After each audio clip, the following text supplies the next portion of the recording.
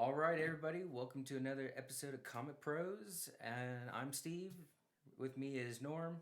And we're going to be going over what we thought of the movie Captain Marvel. Um, what's on the agenda today is we're going to talk about Carol Danvers' actual first appearance and kind of like how the comic books actually play into effect with that.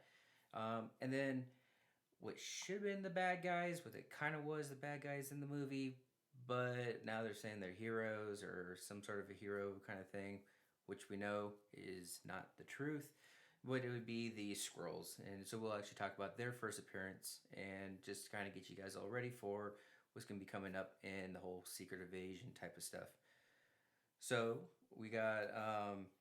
So what'd you think of the movie, Norm? Captain Marvel, I give it about two stars out of five. Not my favorite. Um, Part of that probably is because I watched the movie after I'd watched so many other Marvel movies that were just out of this park, knock it out of the park. Like Yeah. the Winter Soldier, I thought was just an exceptional movie. Civil War was pretty darn good, and the Yeah. very last of the End Game was just spectacular. And all So these movies entertained and did their thing. This really seemed like a rehash, and it seemed like they were getting away from, like they were Hollywooding the characters, the cast, and the villains, yeah. namely the Skrulls, who, as long as I had ever read Fantastic Four, they were always, if you don't want to call them villains, they were always antagonists, and they were always somebody that had to be dealt with, and Yeah. most of It, the time outright villains. Yeah, they really were. I mean, they're both well because you got the Kree, which is Yeah, where Captain Marvel comes in, or Miss yeah, Marvel, and then you have the Skrulls, and they've always been battling. They had a huge rivalry since the beginning of pretty much comics, yeah. ever since they were both introduced. I So think it's comic. I'm sorry, no, no, no. as comic guys, pros. That we are. We're both in the business, and we collect and we enjoy comics and have since we were kids. It was a little stifling to see the upside down nature of what they did with the Skrulls, turning the Kree into nothing but villains, basically. Yeah, Um, it just didn't play with me, and I think it didn't play with a lot of people. The reviews on it were 79% on Rotten Tomatoes, 6 out of 8, 10 stars on IMDb, and a 64% on Metacritic, yeah. and a couple of other things. It did make a lot of money. It was only budgeted for 150 million. Can you imagine that? No, yeah. And it made over $1 billion box office. So technically it was successful, but it's far Yeah. from my favorite movie. So the interesting thing about that movie is Mhm. that it came out after Infinity War. Yeah. So I think that if they would have done it differently and they would have released that movie before they said did Infinity War or Endgame, I think the fans would have been a little bit more perceptive to it because Infinity War came out and then it was literally like 2 or 3 months later you had Miss Marvel come out, and so they were just trying to ride the whole coattails of Infinity War, and so that being said, I wasn't really a big.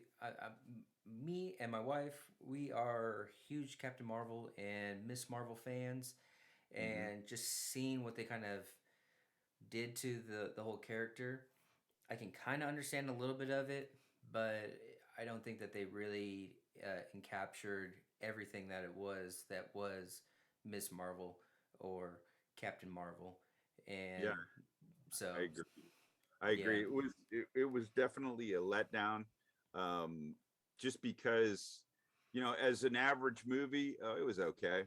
yeah, But it was but as definitely an average Marvel movie, no, it did not cut the mustard. yeah. And I don't care how much money it made worldwide. As a Marvel fan, a big Marvel fan going back to the 70s, I was just disappointed in it and wanted to see a a version that was truer to what the comics have already cut as far as the origin story and that kind of thing. Yeah, no, definitely. That was definitely the biggest kind of letdown and everything. But I mean, that's what our movie reviews are on it. And for me, I would give it probably I give it 3 out of 5. I mean, I've seen some really really bad Marvel movies back in the day, um, but just coming off of going back and rewatching everything, it definitely is a little bit more to kind of struggle to get through it. Um, but It that seemed very forced to me. yeah, it was. A lot of the little things that you usually pick out in a Marvel movie as a fan, and you go, "Oh, I like that. Oh, that's interesting. There's some character backstory."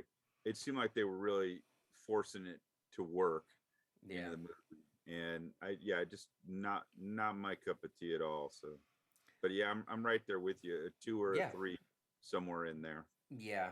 All right, well, let's get into the comic portion of it, the actual good part of the whole movie. So we got the whole Carol Danvers. So what a lot of people don't realize is that Carol Danvers actually has kind of a very very long storyline, um, and it dates all the way back to Marvel Superheroes number 13, which would be this bad boy right here. So this book right here is where she actually first appears in comic books. Period. The end. That's where she first appears. Then when you dive a little bit more into it, then you start getting into the actual Captain Marvel original Volume 1 storyline, which is about Marvel. Yeah. And she then gets her powers in her suit in issue 18. And then, since kind of the fans really liked her and everything, then she ended up getting her first actual title in Miss Marvel number 1. Yep. Now, where they got the suit and everything from, that was from Avenging Spider Man number 9. Um, so that's where where she actually takes on the title of Captain Marvel, um, because later on in comics, basically Marvel ends up dying, and um, he actually gets some medals from the actual Don't ruin it. scrolls. Well, that's just it's been up since it what, it's the an old '80s. it's an old story, but it is such a well written comic book Yeah, story. The death of Captain Marvel is what it's called, and it's kind of getting a little off of what we are talking about here, but I couldn't help but comment on it. It's just yeah, fantastic read.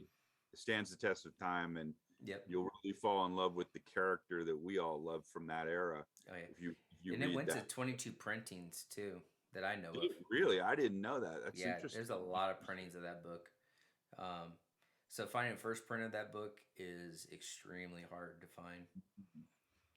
So then we go into what they said was the kind of the other characters, which would be the scrolls, and the scrolls actually first appeared in Fantastic Four number 2. So that's kind of shows just how old these actual characters actually are, um, and it's a good thing to kind of, if you're looking at trying to invest in that type of characters, that's the book to want to go after, because when they actually start bringing in the scrolls in Secret Invasion, um, this is their actual first appearance. So Yeah, and I want to right add to that, in that you're absolutely right about Secret Invasion, but even 10 or 12 years or 15 years after they first came into being, they were a serious threat to Fantastic Four oh yeah, and other Marvel heroes throughout the 70s, throughout the 80s, yep, as far back as I can remember. And it even went, and it's been such a consistent thing that you've got the Secret Invasion that they yeah. did. I don't know what the year on that was. Do you remember the rough year? Was it 2004 or 2008? I want to say it was like around 2007, 2008 Yeah. era. Okay. Okay. Yeah, that's my 2 cents on this scroll thing. And part of the reason in the movie was so discomforting is that when you've seen these villains all along, to see them suddenly changed up and Rubik's cubed into something else. Yeah, yeah, and it was, and like I understand, changing Marvel into a doctor, and basically that's now a female Marvel, which has never really happened in comics ever. So it was a little different, um, but it is what it is. That's what we got out of it.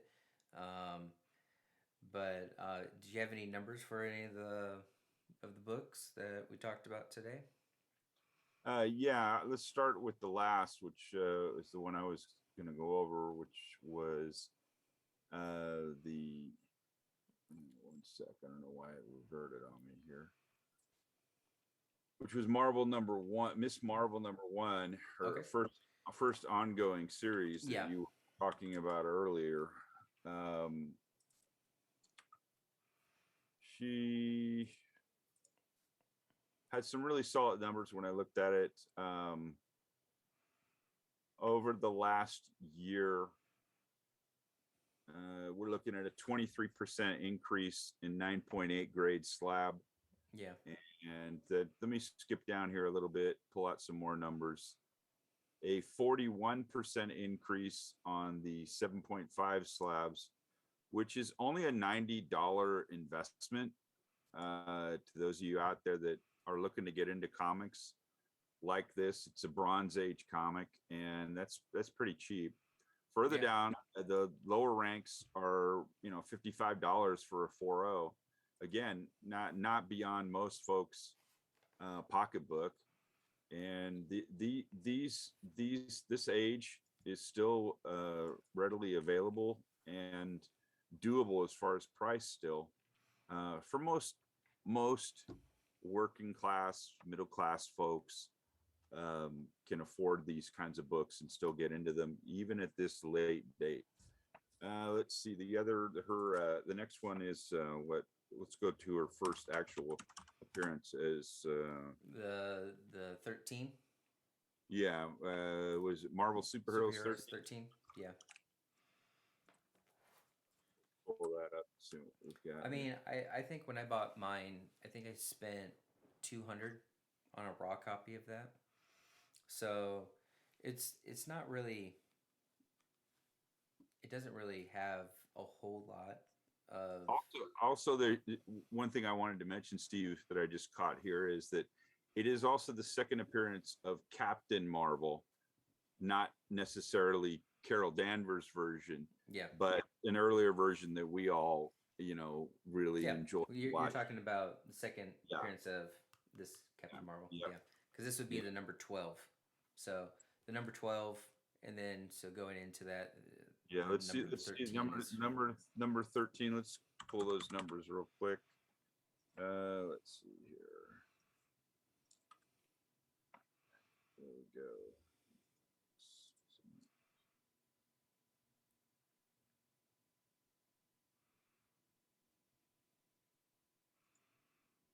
Yeah, that one can be a little harder to find, just because not a lot of people actually collected Marvel superheroes, especially the features.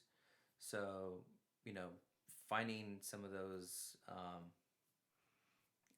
earlier first appearances, like the Captain Marvel number 12, or the the Marvel superheroes number 12, the first appearance of actual Captain Marvel, or Marvel, we'll say. Yeah, Um, this one is, you can actually find these pretty reasonably just yeah, about everywhere. They run about a couple $100 in the raw state. yeah. But yeah, the 13 is a little bit more elusive, just because there wasn't really, people didn't really, you know, collect them that much. So, Yeah. The an 8.5 grade, which is the second highest grade here, has a couple of sales. You know what? I'll use the highest first. okay. A 9.2 is the highest that I've got in March 2021. and it sold for $2,700. The next two are 8.5s and 8.0s, which have seen a 20% decrease in price. Yeah. It's after the movie, whatnot, and so we're talking $860 is what it costs to get into one of those books. If you go further down the lower grades, 35% increase, $275 to get into a 4.5 grade. And the last one here is a very cheap copy of a 2.5 for $69. Um, and you could probably get Yeah. them under 50 if you're buying raw. These are all slabbed prices. If you're buying Yeah. raw, you'll probably get it for under $50, and it's definitely a piece worth owning, in my opinion. Yeah, yeah, it's definitely a really, really great piece of actual Marvel history. And What's the next book you wanted to do?